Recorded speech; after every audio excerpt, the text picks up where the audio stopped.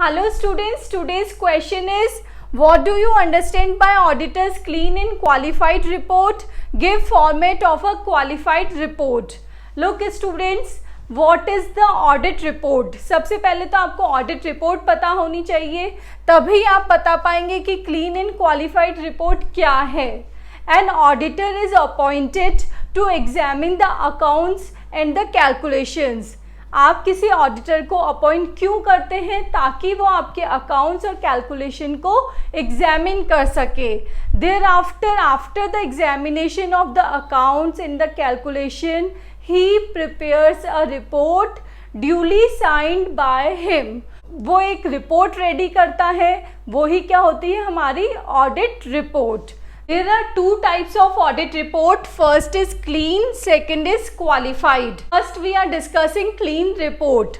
Clean, unqualified, unmodified report.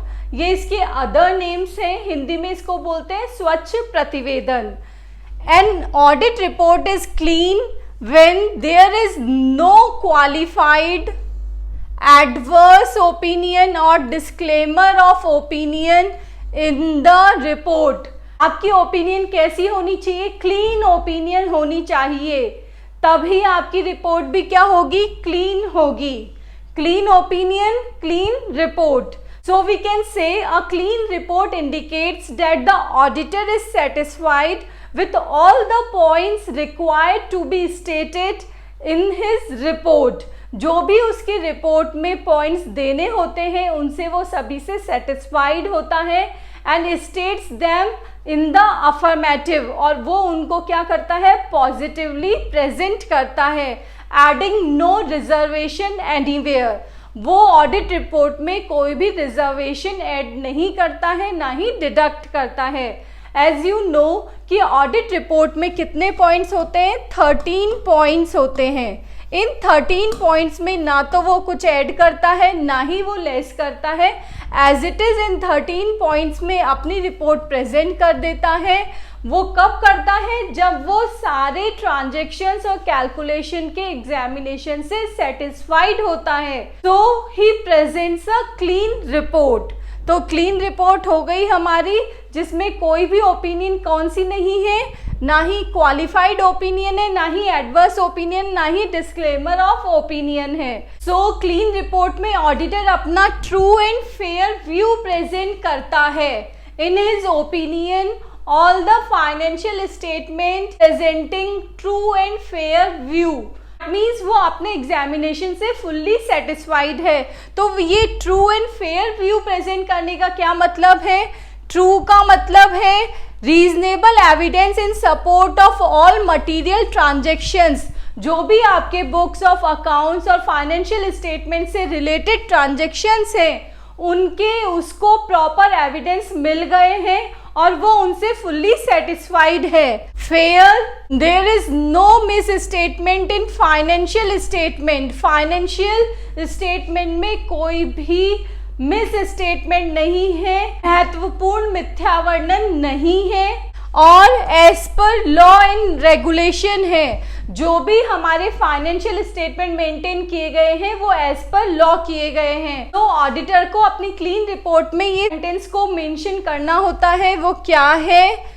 In our opinion and to the best of our information and according to the accounting principles generally accepted in India. ये sentence या ये words वो use करता है, या फिर क्या यूज करता है? True and fair view. तो that is a clean report जिसमें वो फुल्ली सेटिस्फाइड है. Next is modified and qualified report. When an auditor expresses an opinion in his report with a reservation or states anything in the negative, that means auditor अपनी report में जो हमने ऊपर वाली 3 opinions पढ़ी थी, first is qualified, second is adverse, third is disclaimer opinion, इन तीनों में से कोई सी भी नेगेटिव ओपिनियन होगी उसकी, तो वो रिपोर्ट हमारी क्या हो जाएगी? क्वालिफाइड या मॉडिफाइड रिपोर्ट.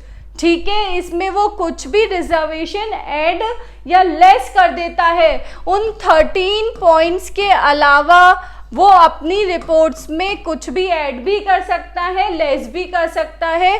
क्यों? क्योंकि वो उससे क्या है, डिससेटिस्फाइड है। Qualified and modified report, qualified and modified report में क्या होता है, आपके पास ये 3 ओपिनियंस होती हैं। फाइन। अनमॉडिफाइड ओपिनियन किस में होती है, वो होती है हमारी क्लीन रिपोर्ट में। क्लीन रिपोर्ट हमारी क्या होती है, free from any material miss statement, वो किसी भी महत्वपूर्ण मिथ्या वर्णन से मुक्त होती है। दैट मीन्स ऑडिटर अपने एग्जामिनेशन से फुल्ली सेटिस्फाइड होता है, तो उसकी ओपिनियन क्या बन जाती है, अनमॉडिफाइड ओपिनियन बन जाती है। और उससे वो कौन सी रिपोर्ट देता है, उससे वो देता है ये clean report. Next is qualified opinion. Qualified opinion में ऑडिटर को प्रॉपर एविडेंस मिलते हैं। जब भी वो अपना एग्जामिनेशन कर रहा है, उसको ट्रांजैक्शन से रिलेटेड प्रॉपर एविडेंस मिल चुके हैं।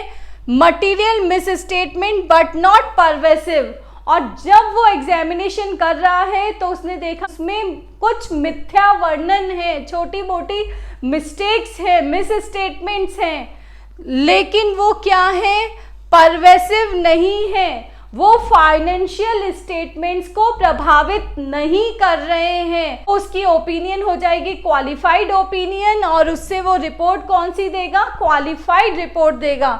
Next is adverse opinion. Adverse opinion में क्या होता है, उसको एविडेंस मिल जाते हैं। मटीरियल मिस स्टेटमेंट भी होता है, मतलब महत्वपूर्ण मिथ्या वर्णन भी होते हैं, एज वेल एज परवेसिव, और वो क्या होते हैं, परवेसिव भी होते हैं। जो भी मिथ्या वर्णन या जो भी मिस स्टेटमेंट है वो डायरेक्टली बैलेंस शीट को प्रभावित करते हैं, तो इसलिए वो क्या हुआ, परवेसिव हुआ, और वो इम्पॉर्टेंट हुआ। क्यों? क्योंकि वो हमारी कंपनी की आर्थिक स्थिति को प्रभावित कर रहे हैं। Financial statement not true and fair, ये कब वो बोल सकता है, जब उसके पास उनके अगेंस्ट प्रॉपर एविडेंस हो। जब प्रॉपर एविडेंस मिलेंगे और वो फाइनेंशियल स्टेटमेंट को पूरी तरह प्रभावित कर रहे हैं, उसकी ओपिनियन होती है एडवर्स ओपिनियन, और वो रिपोर्ट क्या देता है, मॉडिफाइड रिपोर्ट देता है। Next is disclaimer of opinion.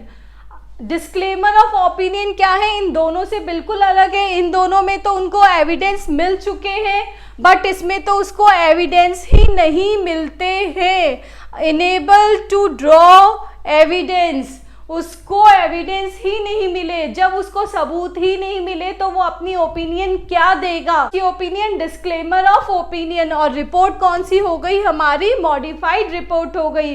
तो इस टाइप से हमने देखा कि जो भी हमारी मॉडिफाइड रिपोर्ट होती है उसमें हमारी 3 टाइप्स की ओपिनियन हो जाती है। First is qualified opinion, second is adverse opinion, third is disclaimer of opinion. तो इसमें तो क्या होता है, true and fair view present करता है, बट कुछ मामलों को छोड़ के, और इसमें उसके पास प्रॉपर एविडेंस होते हैं जो भी गलत हो रहा है उसके खिलाफ, तब वह अपनी रिपोर्ट में मेंशन करता है।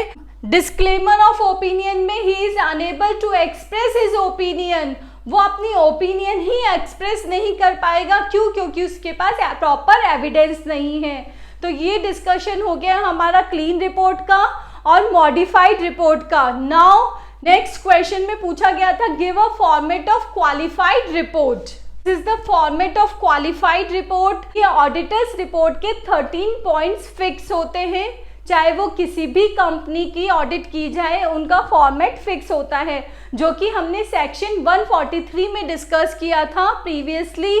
नाउ अब क्वालिफाइड रिपोर्ट जब बनेगी कि वो 13 पॉइंट्स हमारे यहाँ मेंशन नहीं है और ऑडिटर क्या दे रहा है, नेगेटिव अपनी ओपिनियन दे रहा है। क्या आएगा, the members Alok limited Jaipur, we have audited above the balance sheet of Alok limited Jaipur as per 31st March 2020, also annexed statement P&L of company for the year ended that date and we report that। First point में क्या लिखना होता है, ये set pattern है आपका।